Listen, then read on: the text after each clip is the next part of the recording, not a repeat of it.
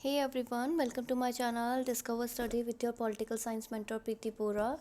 दोस्तों आज है लेसन नंबर 12। ठीक है, लेसन नंबर 12 जो कि आपको रोज़ सुबह 6 बजे मिल जाता है पॉलिटिकल साइंस से संबंधित इंपॉर्टेंट फैक्चुअल डेटा का। ठीक है, ये बेसिकली एक एमसीक्यू वन लाइनर कुछ ऐसे तथ्य हैं जो आपके बार बार एग्जाम में रिपीट होते रहते हैं जो भी पॉलिटिकल साइंस से रिलेटेड होते हैं।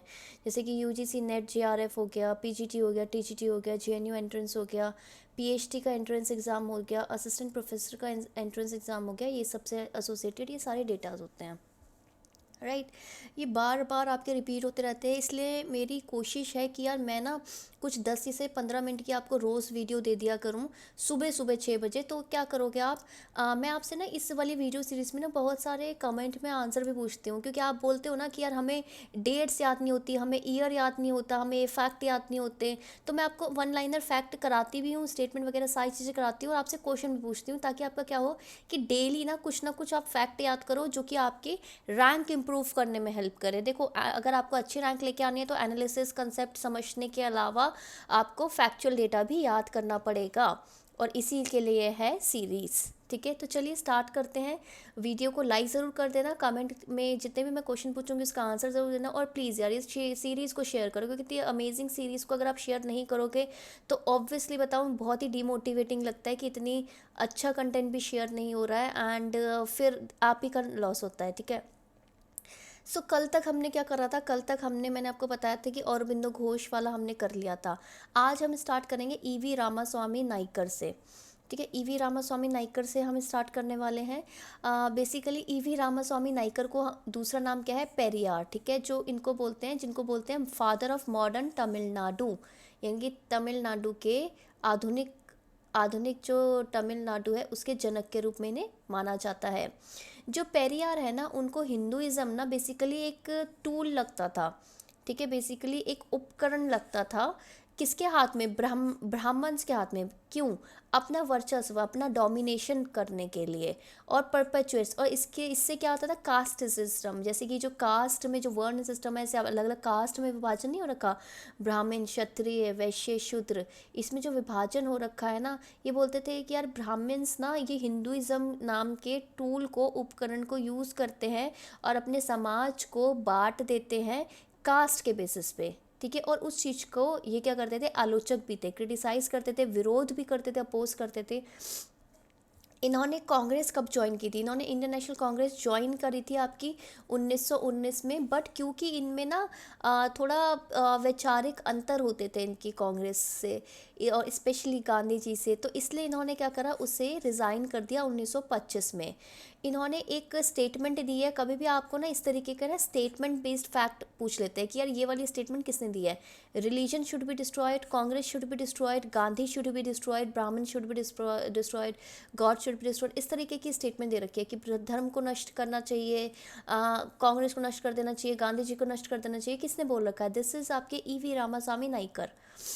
एक सेल्फ रिस्पेक्ट मूवमेंट है, यानी कि स्वाभिमान आंदोलन है, ये किससे संबंधित है? ये संबंधित है आपके ईवी रामास्वामी नाइकर से ही।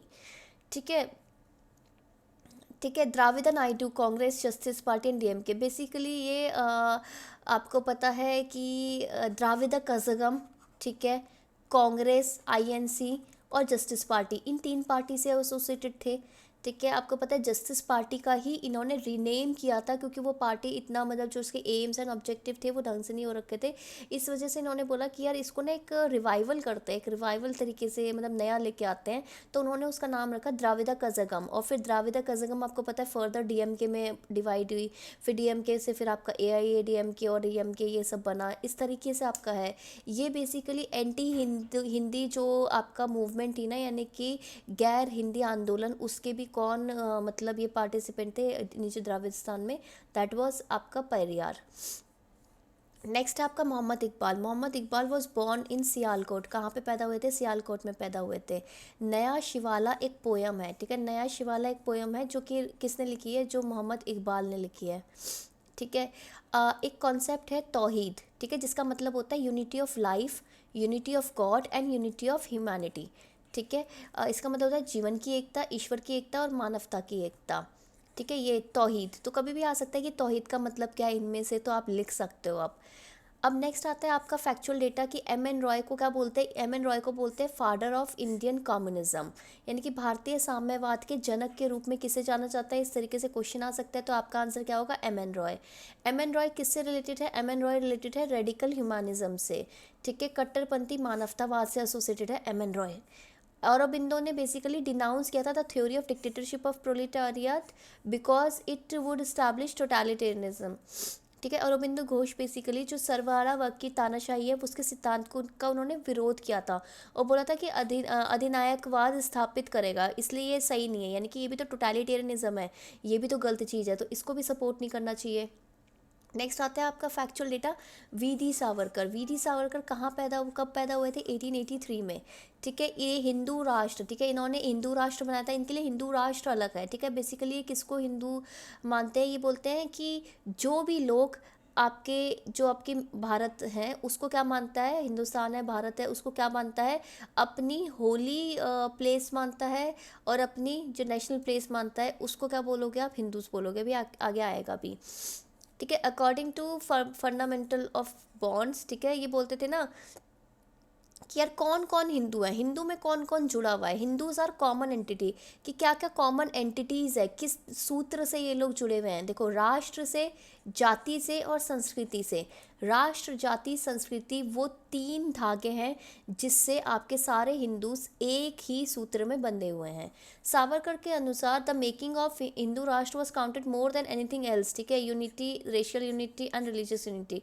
बेसिकली ये क्या बोलते हैं कि यार सबसे इम्पॉर्टेंट हमारे लिए क्या है कि एक हिंदू राष्ट्र बनाना। हिंदू राष्ट्र कैसा, कि हमारी एकता हो, हमारी क्या हो, नस्लीय एकता हो और हमारी धार्मिक एकता हो, इस तरीके से, ठीक है। ये बोलते थे कि यार हमें ना कुछ तरीके का ना फ्रीडम भी मिलना चाहिए, ठीक है, non aggression, accept a position of non aggression to the interest of Hindus, ठीक है। फर्स्ट ऑफ ऑल कि सारे जितने भी लोग रहे इस हिंदू राष्ट्र में उनके पास अपना फ्रीडम हो और वो एक दूसरे को एक्सेप्ट करें, ठीक है, इंटरेस्ट में, ठीक है, क्योंकि पीसफुल रहेंगे तभी सही रहेगा।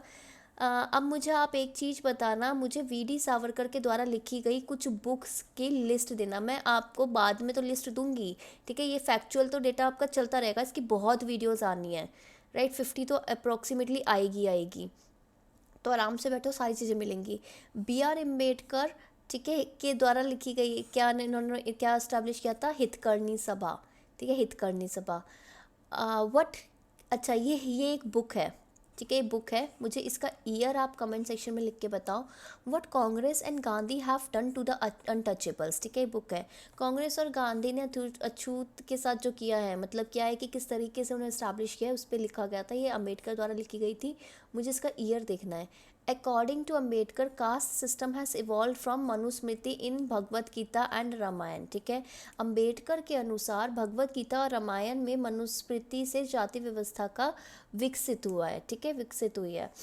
कॉन्स्टिट्यूशनल मेथड और political democracy towards social democracy और डेमोक्रेसी, बेसिकली एक स्टेटमेंट है, कभी भी आपसे पूछा जा सकता है। इस स्टेटमेंट के लिए ना मैं ऐसे लिख दिया करूँगी कि यार इस तरीके के क्या आपके पास क्वेश्चन आते हैं, स्टेटमेंट दे देते हैं, बोलते हैं बताओ किसने बोली है। सामाजिक लोकतंत्र के प्रति संवैधानिक पद्धति और राजनीतिक लोकतंत्र, रोकतंत्र, यानी कि क्या है कि आपका एक्चुअल आपकी डेमोक्रेसी, लोकतंत्र कब होगा, जब आपका क्या होगा, एक सोशल और पॉलिटिकल आपको डेमोक्रेसी मिलेगी, और किस तरीके से, कॉन्स्टिट्यूशन यानी कि संवैधानिक मेथड से। Ambedkar said that the strength of a present of points of contract interaction between different roles that exist in, कि यार देखो आप कितनी स्ट्रेंथ है वो कैसे पता चलता है कि आपके आपस में क्या रिलेशंस हैं, राइट। नेक्स्ट फैक्चुअल डेटा है कि जो जवाहरलाल नेहरू है कब पैदा हुए थे, 1889 में पैदा हुए थे। नेक्स्ट, जवाहरलाल नेहरू प्रोपोगेटेड, ये जो साइंटिफिक ह्यूमनिज्म है यानी कि वैज्ञानिक मानवतावाद, इस तरीके से क्वेश्चन आ सकता है ना कि मैं वैज्ञानिक मानवतावाद का जो विचारधारा है वो उसको किसने फैलाया था, तो आप लिख सकते हो अगर आपके पास ऑप्शन हो तो आपके जवाहरलाल नेहरू। जवाहरलाल नेहरू के अनुसार बिहाइंड एवरी रिलीजन एक scientific religion was acceptable only to a limited extent, religion does not teach hatred and intolerance, ये बोलते हैं ना। देखो मैं बता देती हूँ, इसमें थोड़ा सा गलत लिख रखा है, स्पीच टू टेक्स्ट में थोड़ी गड़बड़ हो गई है, मैं बता देती हूँ। ये बोलते हैं हर एक रिलीजन के पीछे ना कुछ सुपरस्टिशन होता है, ठीक है, देयर इज सुपरस्टिशन, तो ये कुछ ना कुछ सुपरस्टिशन होता है कि यार हाँ मतलब सुपरस्टिशन नहीं होता कि भ्रम कि हाँ यार तुम इसमें मानते हो नहीं मानते इस तरीके से।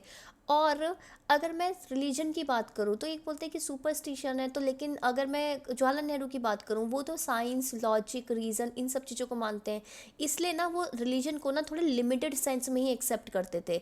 लेकिन उनका साथ में ये भी मानना था कि कोई भी रिलीजन आपको घृणा और आपको असहिष्णुता नहीं सिखाता है। नेहरू फॉलो करते थे कौन सा सोशलिज्म, फेबियन सोशलिज्म, फेबियन समाजवाद। राम मनोहर लोहिया कहाँ पैदा हुए थे? फैज़ाबाद में पैदा हुए थे। राम मनोहर लोहिया ने अपनी जो डॉक्टरल डिग्री करी थी वो किस पे करी थी? उसका टॉपिक क्या था? सॉल्ट सत्याग्रह। ये टॉपिक पूछा जाता है, काफ़ी बार एग्जाम में रिपीट हो चुका है ये कि सॉल्ट सत्याग्रह है। प्रजा सोशलिस्ट पार्टी पीएसपी ये किसके द्वारा बनाई गई थी? यार ये राम मनोहर लोहिया के द्वारा ही बनाई गई थी। सोशलिज्म, ठीक है, सोशलिज्म एक बुक का नाम है, ठीक है। अच्छा मुझे ये बताओ प्रजा सोशलिस्ट पार्टी का ईयर बता दो कमेंट करके कि कौन से ईयर में आई थी ये। सोशलिज्म एक बुक का नाम है, किसके द्वारा लिखी गई थी? राम मनोहर लोहिया। और कौन से ईयर में वो आप मुझे बताओगे, ठीक है। Independence, Gandhian technique of civil disobedience and dignity and right of commandment are the fundamental elements of new socialism। एक न्यू सोशलिज्म है, ठीक है, किसके द्वारा लिया गया था? राम मनोहर लोहिया के द्वारा लिया गया था। कब आया था? 1959 में आया था। इसके कुछ ना कुछ फीचर्स होंगे, बिल्कुल होंगे, जैसे कि इंडिपेंडेंस, स्वतंत्रता। गांधी की जो टेक्निक है ना सिविल डिसोबीडियंस की, सविनय अवज्ञा की, वो। डिग्निटी, आपकी गरिमा, right of common man sorry आम इंसान के अधिकार, ठीक है। ये चारों चीज़ें क्या है? एलिमेंट है आपके न्यू सोशलिज्म के। नेक्स्ट है कि जयप्रकाश नारायण कब पैदा हुए थे? 1902 में पैदा हुए थे। इनको रेमन मैग्सेसे अवार्ड कब मिला था? 1965 में मिला था। और मेरे ख्याल से भारत रत्न कब मिला था? भारत रत्न मिला था उनको 1999 में। टोटल रेवोल्यूशन, अंत्योदय, इनसे कब कौन एसोसिएटेड है? जयप्रकाश नारायण ही एसोसिएटेड है, ये पूछा जाता है। कितने चरण में ये क्रांति की बात करते हैं? तो 7 चरणों में, ठीक है, 7 रेवोल्यूशन की बात करते हैं। अच्छा, the problem of national life, ठीक है, ये प्रॉब्लम ऑफ नेशनल लाइफ एक बुक है जो 1960 में पब्लिश हुई थी। किसके द्वारा पब्लिश की गई थी? दीनदयाल उपाध्याय के द्वारा पब्लिश की गई थी। इंपॉर्टेंट फैक्चुअल डेटा है, याद रखना, ठीक है। Next, the idea of integral humanism, integral humanism का आइडिया किसने दिया था? दीनदयाल उपाध्याय ने दिया था। दीनदयाल उपाध्याय का जो धर्म है ना उसमें रिलीजन नहीं है, मतलब क्या है, धर्म जो वो बोलते हैं ना कि यार धर्म वगैरह ये सब, उसमें अगर मैं गुलवारकर का धर्म बोलूँगी तो वो धर्म और रिलीजन को एक ही मानते हैं, लेकिन आपके दीनदयाल उपाध्याय बोलते हैं कि धर्म में रिलीजन तो एक छोटा सा पार्ट है, अगर ये धर्म है तो रिलीजन एक छोटा सा पार्ट है, और भी चीज़ें आती है जैसे किस तरीके से आप रहते हो, ट्रेडिशन वगैरह सब कुछ। दीनदयाल उपाध्याय कंसिडर करते थे कि जो नेशन है ना वो आपके सोशल कॉन्ट्रैक्ट से पैदा नहीं होता, ठीक है, not born out of social contract, लेकिन अपनी deep life forces which is self centre, स्वयंभू, उससे पैदा होता है। जैसे लोग बाहर के लोग बोलते हैं ना, वेस्टर्न थिंकर्स, कि एक सोशल कॉन्ट्रैक्ट से आप स्टेट बनाते हो, ये सब ये बोलते हैं, नेशन उससे नहीं होता। नेशन आपकी डीप एक फोर्सेज होती है जो आपको साथ में स्वयं केंद्रित एक तरीके से बांध के रखती है।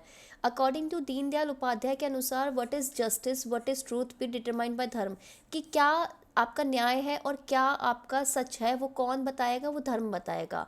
During the radical feminist phase M N Roy advocated partyless democracy. Basically जब रेडिकल क्या बोलते हैं फेमिनिस्ट यानी कि कट्टरपंथी नारीवादी का चरण हुआ था ना, उस समय एम एन रॉय ने बोलता कि यार पार्टीलेस सिस्टम तो सही है, ठीक है, यानी कि पार्टी राइट व्यवस्था सही है। और पार्टीलेस डेमोक्रेसी की बात कौन करता है? Jayaprakash Narayan. Independent labour party किसके द्वारा बनाई गई थी? B R Ambedkar. कब? 1936 में। नेक्स्ट आता है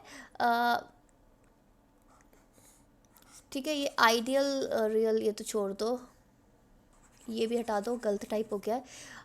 अंबेडकर ने रेडिकल थ्योरी दी थी अपनी कौन सी बुक में? The untouchable. तो मुझे बताओ अनटचेबल कौन से ईयर में पब्लिश हुई थी, या आप मुझे बताओ। अरबिंदो घोष ने बोलता कि इंडियन नेशन एक नेशन है based on the principle of Mankind and unity of God, ठीक है। अरबिंदो घोष ने बोला था कि मानव जाति के सिद्धांत और ईश्वर की एकता, ठीक है, ये दो चीज़ों पे आधार पर राष्ट्र के रूप में भारत राष्ट्र है, ठीक है। ये बोलते थे कि connecting worship India with Indian freedom, ठीक है। बेसिकली ये बोलते थे कि यार ये जो इंडिया की जो वर्शिप है, भारत माता की पूजा, या एक तरीके से Indian freedom, freedom of all depress class, इन सबको ये कनेक्ट करते थे, राइट। न्यू डेमोक्रेसी, नया डेमोक्रेसी किससे है, माओ जेडोंग से एसोसिएटेड है। पार्टीलेस डेमोक्रेसी आपके जयप्रकाश नारायण से एसोसिएटेड है। डिक्टेटरशिप ऑफ द प्रोलेटेरिएट आपको लेनिन बोल सकते हो, मार्क्स बोल सकते हो, इनसे एसोसिएटेड है।